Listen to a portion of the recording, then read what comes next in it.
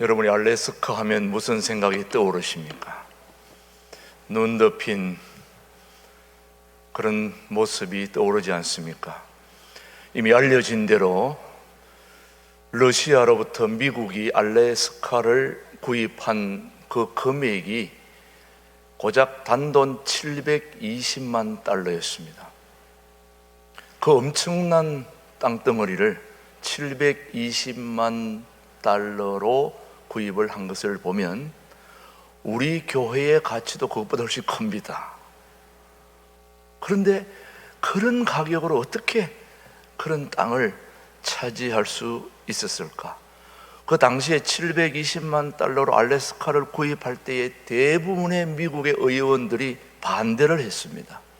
반대할 수밖에 없었던 것도 이해가 가는 것이, 그 눈 덮인 땅, 아무짝에도 쓸모없는 땅, 그 땅을 왜 720만 불이나 주고 사야 되느냐라고 물었던 것입니다.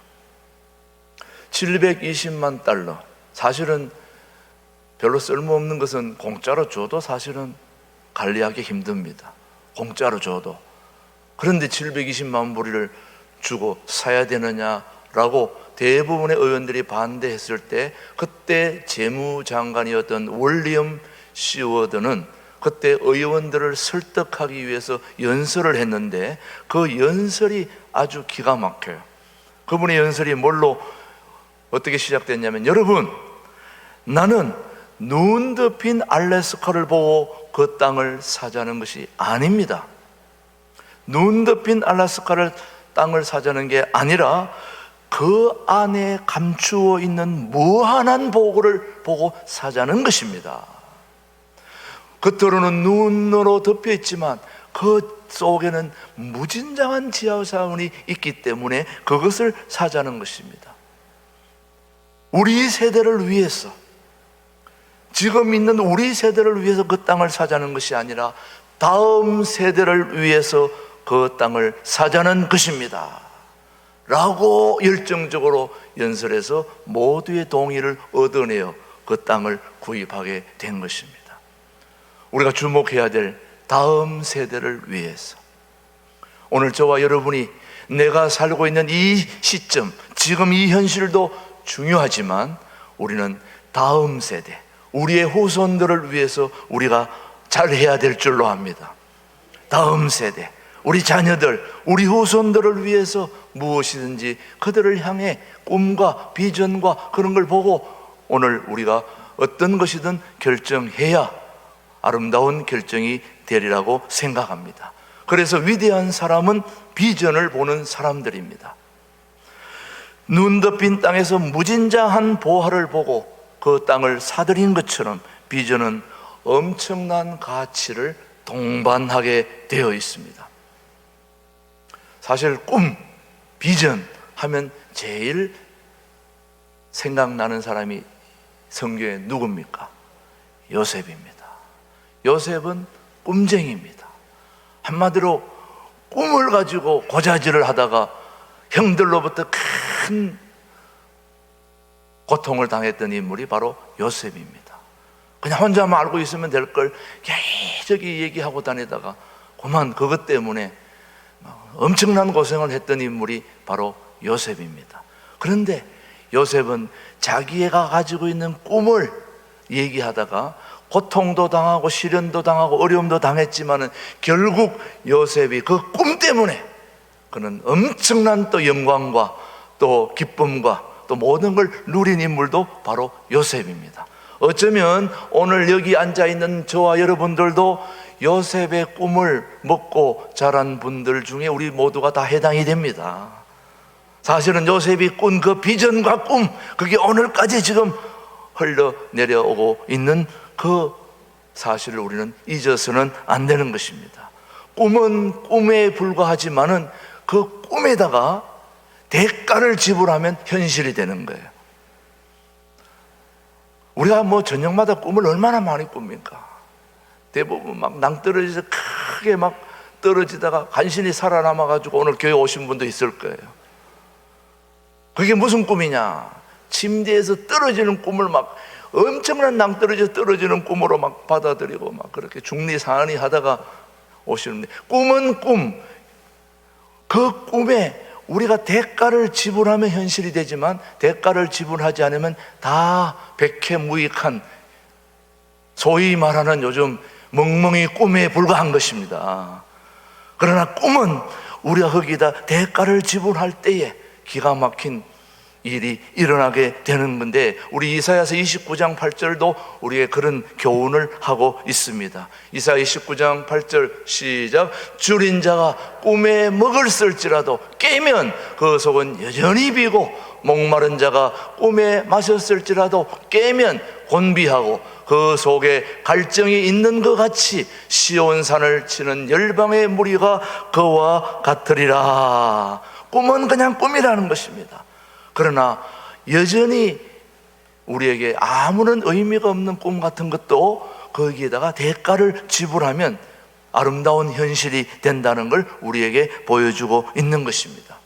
꿈은 그대로 있지 않습니다. 꿈은 항상 성장하고 자라게 된다는 걸 알아야 됩니다. 요셉이 비록 형들에게 말한 그 꿈이 비록 별거 아닌 꿈인 것 같아도 그 꿈이 점점 성장해서 민족으로 발전해서 많은 이스라엘 백성들에게 큰 어려움을 이기고 또 대가를 지불하고 또 많은 사람에게 희망과 용기를 주는 그런 꿈으로 자란 것처럼 꿈은 가만히 있지 않습니다. 대가를 지불하면서 그 꿈은 다 자라게 되어 있는 것입니다. 한마디로 말하면 참나무는 도토리 속에서 자라듯이 오늘 우리 교회 앞에 흐르는 신천도 물이 많아가지고 막 다리를 넘으면 어떻게 되나 걱정도 했습니다만은 그 물도 사실 올라가다 보면 작은 개울에서부터, 제가 자전거 타고 한번 따라가 봤더니 개울 해가 산속에서 조그맣게 시작된 것이 이렇게 큰 물로 오게 되는 것입니다.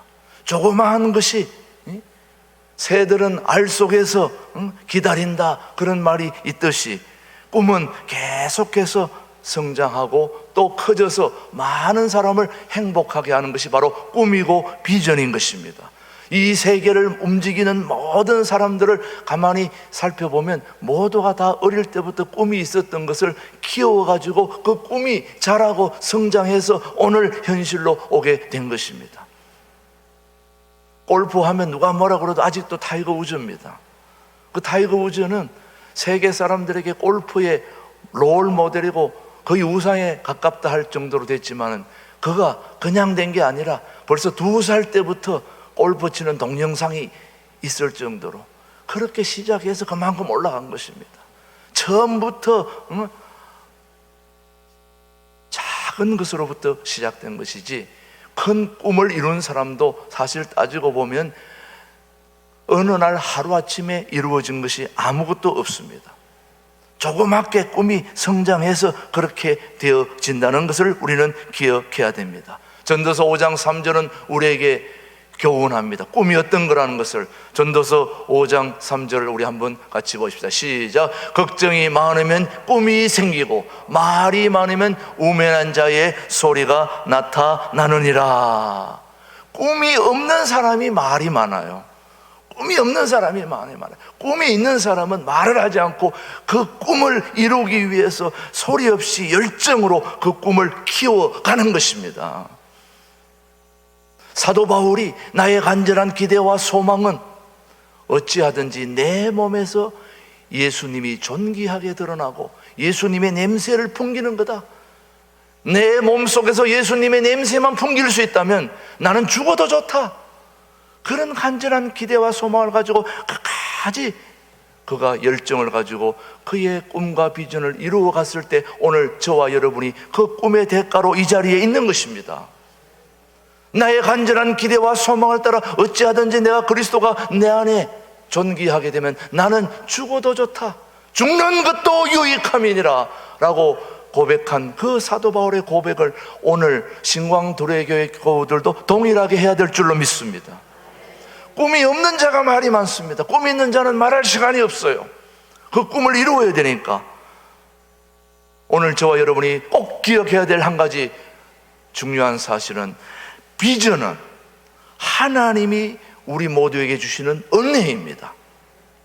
비전은 세상이 주는 것이 아닙니다. 하나님이 우리에게 주시는 소중한 은혜가 바로 비전이요 꿈입니다. 신명기 32장 19절 말씀을 우리가 한번 교훈으로 삼아 보겠습니다. 시작. 너는 여리고 맞은편 모압 땅에 있는 이바림 산에 올라가 너보산에 이르러 내가 이스라엘 자손에게 기업으로 주는 가나안 땅을 바라보라. 아바림 산에 올라가서 어디를 바라보라고 얘기하고 있습니다. 가나안 땅을 바라보라. 가나안 땅을 바라보라. 가나안 땅은 아브라함과 이삭과 야곱에게 주신 하나님의 약속의 땅이라는 걸 우리 모두는 알고 있습니다. 그들이 그토록 꿈에 그리던 땅이 바로 가나안 땅입니다. 이 비전은 누가 주신 것입니까? 하나님이 직접 사람에게 주신 것입니다. 은혜로 주신 것이 바로 비전입니다. 비전 그 자체가 하나님의 은혜입니다. 자, 오늘 본문 창세기 13장 14절을 우리 한번 보십시다. 여호와께서 롯이 아브라함을 떠난 후에 여호와께서 아브라함에게 이르시되 너는 눈을 들어 너 있는 곳에서 북쪽과 남쪽 그리고 동쪽과 서쪽을 바라보라. 저걸 한마디로 말하면 동서남북을 바라보라. 동서남북. 다시 한번 읽어봅시다. 시작. 롯이 아브라함을 떠나. 롯이 아브라함을 떠나. 다시 한번 띄워주십시오. 시작. 롯이 아브라함을 떠난 후에 여호와께서 아브라함에게 이르시되 너는 눈을 들어 너 있는 곳에서 북쪽과 남쪽 그리고 동쪽과 서쪽을 바라보라. 한마디로 동서남북을 바라보라. 그렇게 말하고 있습니다. 하나님은 아브라함이 명하신 대로 동서남북을 바라보았습니다. 바라보았더니 동쪽으로는 모압의 산맥들과 요단의 골짜기가 쭉 펼쳐져 있었습니다. 그리고 서쪽으로는 지중해가 이어져 있었습니다. 그리고 남쪽으로는 헤브론 산맥이 있습니다. 그리고 북쪽으로는 알다시피 유다와 비옥한 사마리아 땅이 펼쳐져 있는 하나님의 역사적인 새로운 장소가 바로 이 가나안입니다. 하나님께서 그곳을 바라보라고 얘기했습니다. 신앙은 바라보는 것입니다. 누구를 바라봐야 됩니까? 이 세상 모든 걸 가지고 계신 예수님을 바라보는 게 신앙입니다. 세상을 바라보는 게 아니라 세상 모든 걸 제압하고 그 세상을 좌지우지할 수 있는 힘과 능력을 주시는 살아계신 하나님을 바라보는 것이 우리의 신앙의 관점인 것입니다. 오늘 주님께서는 15절에도 동일하게 말하고 바라보면 어떻게 되느냐. 시작. 보이는 땅을 내가 너와 네 자손에게 주리니 영원히 이르리라. 뭐 하는 땅을 주신다고 말씀하고 있습니까? 바라보는 땅을 주신다는 것입니다. 동서남북을 바라보라. 아브라함이 보는 동서남북, 지중해와 그리고 헤브론과 모압과 그 요단의 평야부터 시작해서 비옥한 사마리아 땅까지 다 바라보는 땅을 하나님이 뭐 하신다는 것입니까? 주신다는 것입니다. 오늘 우리가 신광두레교회에서 제가 있는 방이 제일 4층에 아주 전망이 좋습니다. 내가 원해서 들어간 방이 아니라 이미 정해져 있는 방이라서 제가 들어가서 봤는데 비유 하나는 막 끝내줍니다. 너무 잘 보이고 제가 거기서 딱 서서 딱 바라봤더니 동서남북을 바라봤더니 동쪽 하니까 포천이 보이고 서쪽 하니까 파주, 양주 쪽으로, 그 다음에 남 하니까 의정부 쪽으로 딱 보이고 북쪽 하니까 동두천, 북한까지 쫙 보이더라고요. 이 동서남북을 바라보라고 하는 것은 이 동서남북으로 바라보이는 그 지역을 복음으로 전도하고 그들에게 행복함을 주는 그런 교회로 쓰임받아라고 우리 교회를 허락한 줄로 저는 믿고 그렇게 바라보았습니다. 하나님께서 오늘 약속한 대로 아브라함에게 보이는 땅을 너에게 주겠다고 약속했다면 아브라함에게 준 그런 약속은 2000년이 지난 오늘 2020년 10월 마지막 종교개혁 주일에 오늘 우리에게도 동일한 약속으로 저는 믿습니다. 까짓 거 뭐 믿어보는 거지. 뭐 어차피 나는 아무것도 없는데, 못 믿을 것도 없잖아요. 주신다는데. 동쪽, 서쪽, 남쪽, 북쪽 다 바라보고 하나님 앞에 기도하면 하나님 왜 안 주시겠냐 이거예요. 그렇지 않겠습니까? 저는 지난 주일부로 제 이름으로 이제 110억 돈이 제 앞으로 들어왔습니다. 저는 한 주 만에 갑자기 100 얼마가 제 수중에 들어오니까 얼마나 든든한지, 백그라운드가 그냥, 여러분 도 천하의 모든 걸 다 쥐고 있는 사람도 무일푼이면 무한색이라는 말이 있습니다. 주머니가 비면은 힘이 없습니다. 안색이 별로 안 좋습니다. 저는 주머니에 110억이 들어와 있으니까 그냥 막 힘이 생깁니다. 누구든지 만나면 대접하고 싶고, 누구든지 만나면 한 푼 주고 싶고, 이런 마음이 막 생겼습니다. 이제 동서남북을 바라보고 이제 하나님이 주시는 이 비전과 꿈을 이제 어떻게 이걸 해나가야 되나 하는 그런 딜레마가 있고 고민이 있지만, 어차피 내가 할 것은 아닙니다. 저는 주님만 바라볼 뿐인 것입니다. 우리에게 비전과 꿈을 주시는 분은 살아계신 하나님이라는 것을 저는 알기 때문에 염려하지 않습니다. 염려한다고 되는 것은 결코 아니기 때문에, 염려한다고 되는 것은 결코 아닙니다. 주님 바라보면 주님이 동서남북 바라보라, 바라보는 땅을 너에게 주겠다 약속하신 살아계신 그 하나님을 나의 하나님으로, 신광두레 교회에 살아계신 하나님으로 저는 접수하고 있습니다. 우리 모두가 그런 마음으로, 다윗은 비전의 사람이었습니다. 다윗은 전장에 갔다가 골리앗이라는 블레셋의 거인 장수를 만났습니다. 비전의 사람은 자신을 의지하지 않고 하나님을 의지하는 사람입니다. 다윗이 골리앗을 만나서 우리가 주일학교 때부터 들어왔듯이 물맷돌 몇 개로,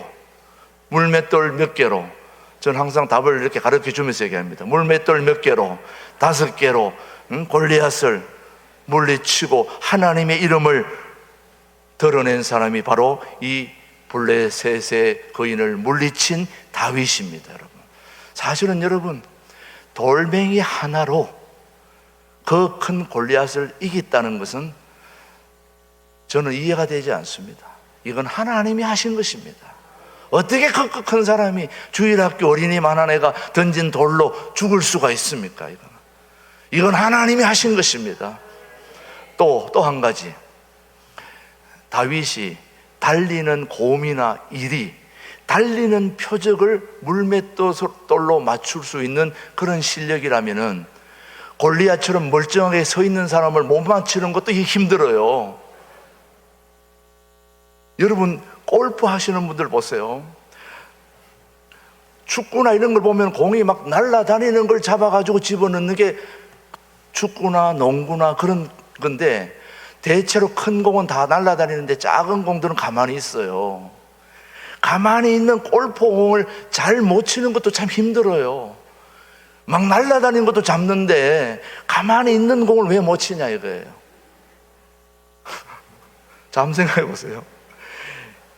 막 날쌔게 도망치는 일이나 곰을 물맷돌로 잡는데 골리앗은 멀쩡하게 서 있는 사람을 못 맞추는 것도 힘든다 이거예요, 나는. 근데 왜 물맷돌을 5개를 가지고 있었을까? 굉장히 궁금했어요. 저도 한 개만 있으면 되는데 왜 5개를 가졌을까? 사실은 블레셋의 그 골리앗과 같은 그런 수준에 있는 사람이 몇 명이 더 있었습니다. 그걸로 우리 오늘 성경 말씀을 한번 읽어보시면은 거기에 그런 사람들이 나옵니다. 한번 같이 보십시다.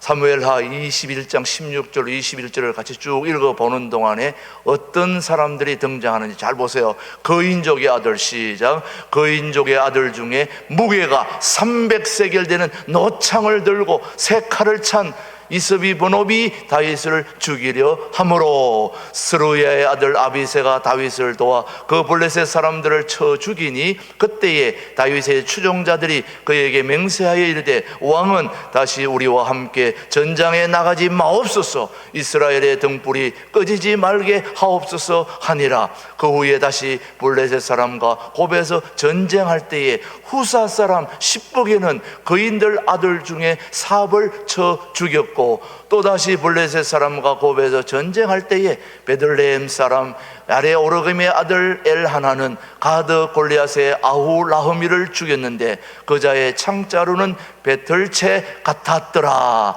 또 가드에서 전쟁할 때에 그곳에 키가 큰 자 하나는 손가락이 몇 개, 발가락이 각기 6개씩 모두 24개가 있는데 그도 그 인족의 소생이라. 그가 이스라엘 사람을 능욕함으로 다윗의 형 삼마의 아들 요나단이 그를 쳐 죽이니라. 여러분, 여기 한번 보시면은 왜 물맷돌을 5개를 준비했는지 알 거예요. 손가락 발가락이 6개가 있는 그 인족들을 다 한 명씩 죽이려면 5개는 있어야 되겠다는 생각을 하고 준비를 했던 겁니다. 그래서 그 물맷돌을 가지고 대표를 한 명 더 넘겼으니 모두 다 한 거죠, 사실은. 사랑하는 교회 여러분, 모사제인이나 성사제천이라는 말이 있습니다. 이 일을 계획하고 도모하는 것은 우리가 하지만 이를 성사시키는 분은 살아계신 하나님이 하시는 것입니다. 잠언 16장 13절에도 오늘 우리에게 교훈하고 있습니다. 시작. 제비는 사람이 뽑으나 모든 일을 작정하기는 누구에게?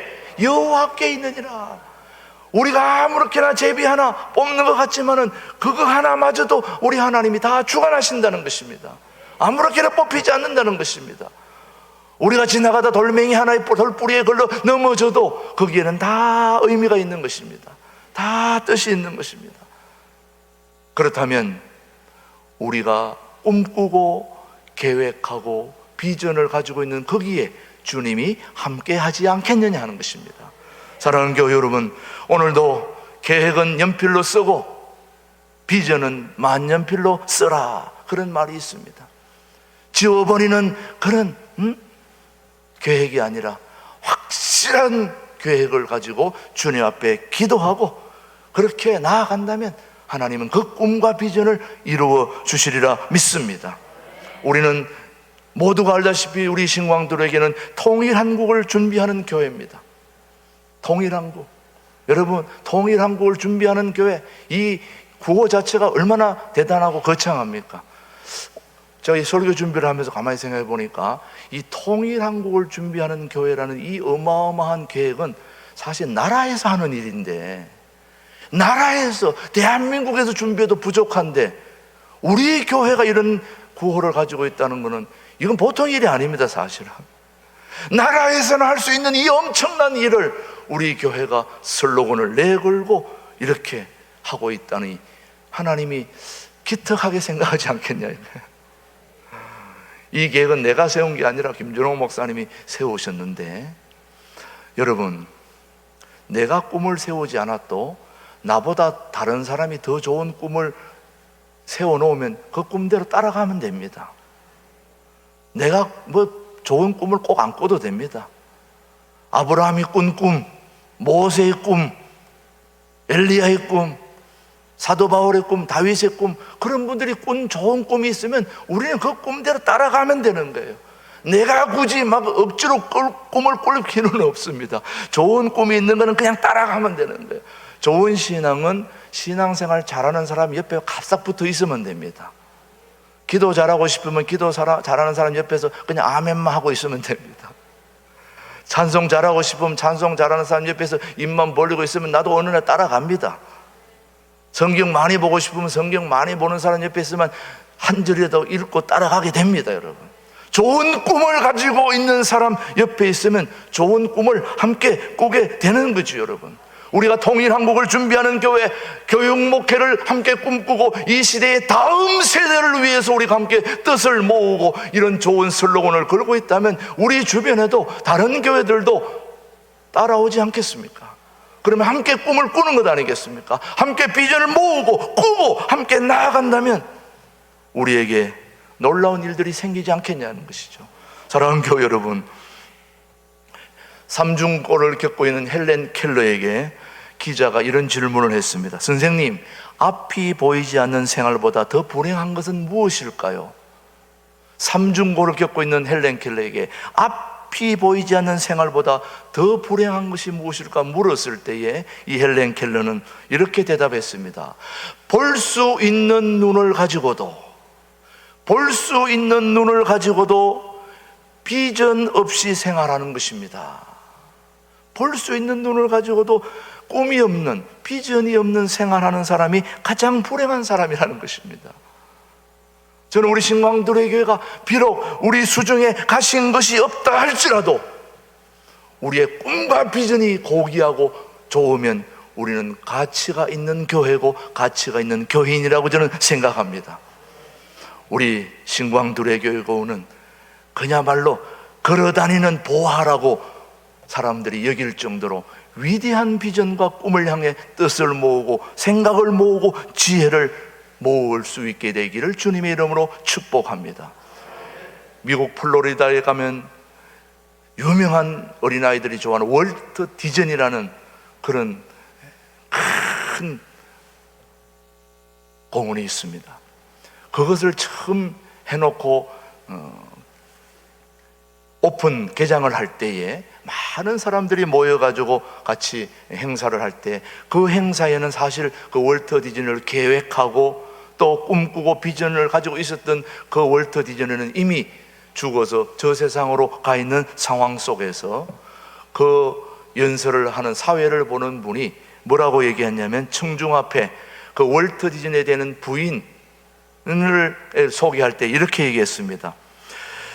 디즈니 여사님, 디즈니 씨가 이것을 계획하고 이것을 꿈꾼 월터 디즈니가 살아 있었다면 얼마나 오늘 좋았을까요? 오늘 이 오픈 개장하는 이 순간에 그분이 살아 있었다면 얼마나 좋았을까요? 하고 물었더니 이 말을 들은 부인이 뭐라고 대답을 했냐 하면은 이렇게 얘기했습니다. 그 양반은, 자기 남편, 이 월터 디즈니를 계획하고 꿈꾸고 기획했던 비전을 가지고 있던 그 양반은 이미 우리보다 이것을 먼저 보고 가셨습니다. 그렇게 얘기했습니다. 오늘 개장할 때 이 모습을 안 봐도 벌써 이것을 기획하고 꿈을 가지고 비전을 할 때는 벌써 그런 모든 걸 다 보고 있었던 것입니다.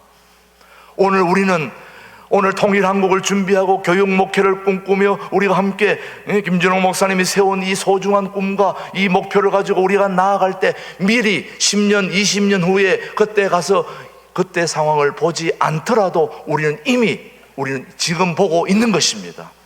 왜? 하나님이 그렇게 해 주실 것이기 때문인 것입니다. 가난한 농촌 마을에 가난한 농부의 아들로 정말 서울에서 구두 닦기를 하면서 고등학교에 다녔던 태영이라고 하는 어린아이가 있었는데 너무나 가난해가지고 정말 그 가난한 농촌을 정말 어떻게 좀 잘 부흥시키고 잘 살게 해줄 수 있는 그런 일들은 없을까? 그거를 위해서 내가 덴마크 유학을 꿈꾸면서 뭔가 좀 보람 있는 꿈을 가지고 비전을 가지고 좀 살아야 되겠다 하면서 새벽 기도를 다니면서 매일같이 덴마크가 농촌을 그런 부흥을 잘 일으킨 나라니까 덴마크 하면서 계속 새벽 기도 때마다 그렇게 외쳤다는 거예요. 그런데 실제로는 기도만 했지 앞이 보이지는 않았습니다. 그래서 그가 새벽 기도하면서 영어로 자기의 소원을 썼다는 것입니다. 그걸 꿈을 꿨다는 거예요. 자기가 유학을 하고 싶다는 그 꿈을 쭉 써놓고 이것을 보내야 되겠는데 어디로 보낼까 하다가 자기가 그토록 가고 싶었던 덴마크에다가 프레데릭 9세 국왕 호펜하겐 덴마크라고 써서 보냈다는 거예요. 새벽 기도하면서 말도 안 되는 편지를 보냈는데 40일이 지난 후에 호펜하겐 덴마크 국왕으로부터 그 외무장관으로부터 유학을 오라는 통지를 받았다는 것입니다. 그 통지를 받고 덴마크에 가서 공부하고 이스라엘 유학을 마치고 건국대학교 교수가 된 농촌운동의 선구자 유태영 박사의 이력이 바로 이런 것입니다. 그는 가난한 농촌에 태어나서 아무것도 할 수 없을 것 같은 그가 주님이 주시는 비전과 꿈을 가지고 위대한 일을 이루어 나갔던 그 꿈과 비전은 오늘도 하나님께서 우리에게 주시는 소중한 은혜요, 비전이요, 꿈인 것입니다. 우리 신광두레가 꿈꾸는 통일한국을 준비하는 교육 목회의 그런 모든 것들을 위해서 우리가 함께 뜻을 모으고 생각을 모으고 지혜를 모으고 기도를 모은다면 하나님께서 거기에 기름 부어주시고 우리의 비전과 꿈을 주님께서 견인해 주실 것이라고 저는 믿습니다. 그런 아름다운 일에 우리 신광두레가 쓰임받게 되기를 주님의 이름으로 축복합니다. 하나님 아버지 감사합니다. 우리에게 소중한 꿈을 주신 하나님을 찬양합니다. 우리 신광두레가 가장 어려웠을 때에 상상도 못했던 그런 비전과 꿈을 가지고 이제 출발합니다. 하나님 아버지, 아름다운 꿈과 비전을 우리가 꾸고 계획하지만 이 모든 꿈을 이루어 주실 분은 살아계신 하나님이신 줄 믿사오니 주님, 오늘 우리 하나님께 모든 걸 맡기고 우리에게 주신 꿈과 비전과 그 모든 걸 위해 우리의 열정과 혼을 다할 수 있도록 성령 하나님 도와주시옵소서. 살아계신 예수님의 이름으로 감사기도 드립니다. 아멘.